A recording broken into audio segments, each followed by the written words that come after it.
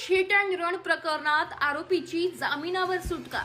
पुणे येथील चर्चित Porsche hit and run प्रकरणातील अल्पवयीन आरोपीची जामिनावर सुटका करण्यात आली आहे। या भीषण अपघातात 2 सॉफ्टवेअर इंजिनियर्सचा मृत्यू झाला होता। आरोपी मद्यपानाच्या नशेत पोर्श कार चालवत असल्याचा आरोप होता।